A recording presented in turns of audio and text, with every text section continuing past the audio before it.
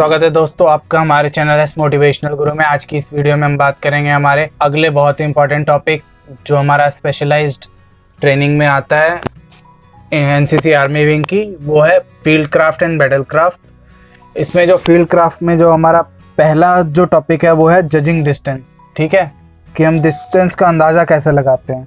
तो उसमें जो पहली टॉपिक है वो है कि हम मेथड्स क्या हैं डिस्टेंस के अंदाज़ा लगाने के। तो इसमें जो पहला मेथड है वो है यूनिट ऑफ मेजर मेथड, मतलब इकाई का तरीका। दूसरा है अपीयरेंस मेथड, दिखाई का तरीका। तीसरा है ब्रैकेटिंग मेथड। चौथा है की रेंज मेथड। पांचवा है सेक्शन एवरेज मेथड।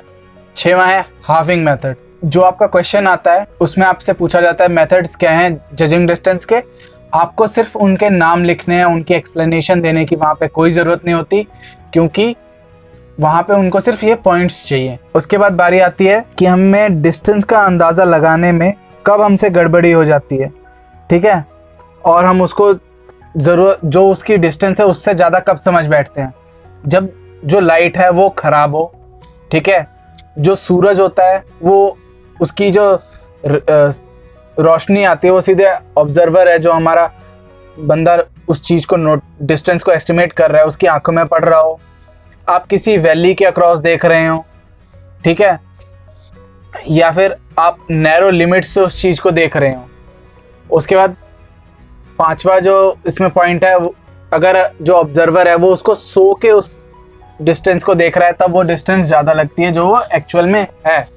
उसके बाद हम डिस्टेंस को अंडर एस्टिमेट कब करते हैं, मतलब जो डिस्टेंस एक्चुअल में उससे कब कम समझते हैं। ठीक है, तो कम वो डिस्टेंस तब लगती है जब लाइट आपकी है वो बहुत ही ज़्यादा ब्राइट है।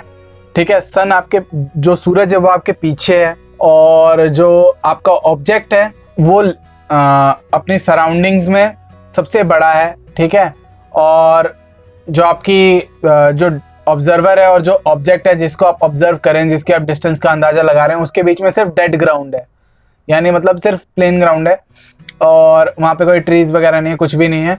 तब आप अंडर एस्टिमेट करते हैं, आपको लगता है वो चीज़ पास में, पर जैसे आप उसके पास और बढ़ते जाते हैं वो आपको और दूर दूर दूर दूर समझ में आती है। ठीक है, जब आप किसी ऑब्जेक्ट को हाइट पे देखते हैं पांचवें पॉइंट में, तब भी आपको वो चीज़ नज़दीक लगती है, पर वो एक्चुअल में बहुत दूर होती है आपसे। तो ये था पांचवा पॉइंट हमारा। अब आगे हम बात करेंगे कि ग्राउंड्स किस किस तरीके के होते हैं हमारे। तो जो हमारे टाइप्स ऑफ ग्राउंड में पहला टाइप है वो है ओपन ग्राउंड। ठीक है, जो आपका ओपन ग्राउंड होता है, वो जो प्लेन ग्राउंड जो हमारा आता है वो हमारे को ऑब्जर्वेशन के लिए इजी और क्विक मूवमेंट प्रोवाइड करता है। ब्रोकन ग्राउंड यानी जो अनइवन ग्राउंड होता है, ठीक है, वो हमें कवर्स देता है अच्छे से और क्विक मूवमेंट में हेल्प करता है। Dead ground, deep ground not visible to the fire, मतलब जो हमारा जो डेड ग्राउंड होता है वो डीप ग्राउंड होता है और हम जो होते हैं वो फायरर को विजिबल नहीं होते।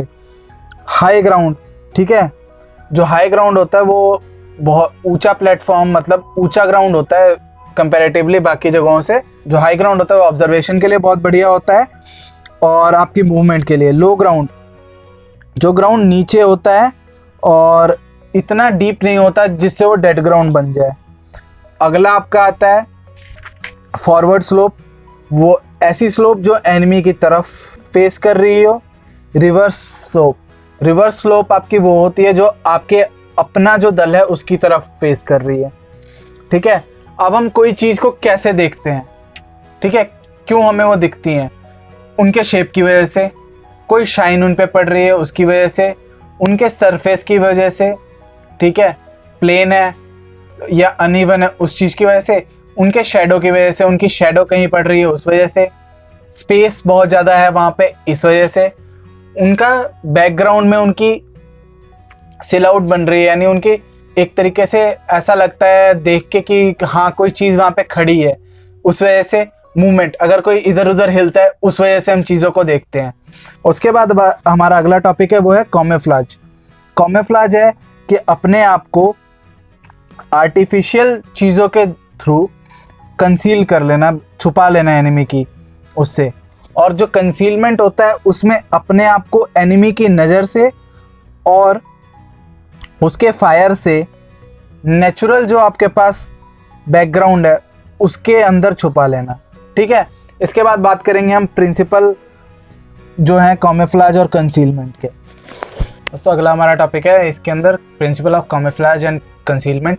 क्या होते हैं प्रिंसिपल जब आप अपने आप को छुपाते हैं किसी चीज़ से, ठीक है, तो आपको जो शाइन आसपास की है उसको ख़त्म करना होता है, ठीक है, जिससे आपकी लोकेशन ना पता लगे। आपको जो शेडोज़ हैं आसपास में उसका यूज़ करना होता है छुपने के लिए। आपको अपनी सराउंडिंग्स में मर्ज हो जाना होता है, ठीक है, जैसे आप बर्फ़ में हैं तो आपकी जो कैमोफ्लेज होनी चाहिए वो वाइट होनी चाहिए, ठीक है। आपको स्काई लाइन है जो उसको अवॉइड करना है, आपको स्पेसिंग जो है उसको अवॉइड करनी है, ठीक है, ताकि आप इजीली स्पॉटेबल ना हो। आपको जब आप मूव भी कर रहे हो तो आपको स्लो मूव करना है ताकि किसी को पता ना लगे, ठीक है। और दूसरा है कि आपका जो नेचुरल कलर है सराउंडिंग्स का उसके साथ आपको एकजुट हो जाना है। उसके बाद बारी आती है कि आपकी टाइप ऑफ मूवमेंट्स कौन सी होती हैं। इसमें जो पहली है वो है लेपर्ड क्रॉल, ठीक है, दूसरी है रोल, तीसरा है मंकी रन, चौथा है कैटवॉक, पांचवा है घोस्ट वॉक जो हम रात में करते हैं। उसके बाद बारी आती है कि कवर कितने तरीके के होते हैं। तो कवर दो तरीके के होते हैं हमारे। पहला होता है जो हमारी नजर होती है उससे कवर, दूसरा होता है जो फायरिंग हो रही होती है उससे कवर, ठीक है। कवर फ्रॉम व्यू का मतलब आप दिख तो नहीं रहे पर अगर अंदाजे पे कोई गोलियां चला रहा है तो आपको वो गोली लग सकती है, ठीक है। तो आप एनिमी की आंखों से दूर हो पर उसकी गोलियों से नहीं। और जो दूसरा कवर होता है फायर से, इसमें आपको गोली नहीं लग सकती, ठीक है। तो ये दो तरीके के हमारे कवर होते हैं। तो इसके बाद हम बात करेंगे फोरग्राउंड की। जो डिस्टेंस होता है फोरग्राउंड का वो होता है 300 यार्ड तक, ठीक है, जहाँ पे आप हैं वहाँ से 300 यार्ड तक। मिडिल डिस्टेंस होता है 300 यार्ड से 500 यार्ड के बीच में। और जो आपका डिस्टेंस होता है वो होता है आपका 500 यार्ड या उससे ज़्यादा, ठीक है। इसके बाद हम बात करेंगे कि टारगेट्स कितने टाइप्स के होते हैं। तो जो टारगेट्स हैं हमारे वो दो टाइप्स के होते हैं, एक इजी टारगेट और डिफ़िकल्ट टारगेट। अब आप डिफ़िकल्ट टारगेट को कैसे इंडिकेट करेंगे, उसके मेथड्स क्या हैं हमारे। तो उसमें जो पहला मेथड है वो रेफरेंस पॉइंट मेथड है, दूसरा है क्लॉक रे मेथड, तीसरा है डिग्री मेथड और चौथा है कि हमारा जो क्लॉक रे मेथड है और डिग्री मेथड है उनका कॉम्बिनेशन। तो मैं आशा करता हूँ आप लोगों को ये वीडियो पसंद आई होगी। अगर आप लोगों को ये वीडियो पसंद आए तो हमारी इस वीडियो को लाइक करें, हमारे चैनल को सब्सक्राइब करें और नोटिफिकेशन की घंटी को ज़रूर बजाएं, और ताकि आप लोगों को अगर कोई नई वीडियो अपलोड होती है तो उसके बारे में पता चल सके। इस वीडियो को अपने दोस्तों के साथ भी शेयर करेंगे ताकि उन लोगों को भी इस वीडियो का फ़ायदा हो सके। धन्यवाद, जय हिंद।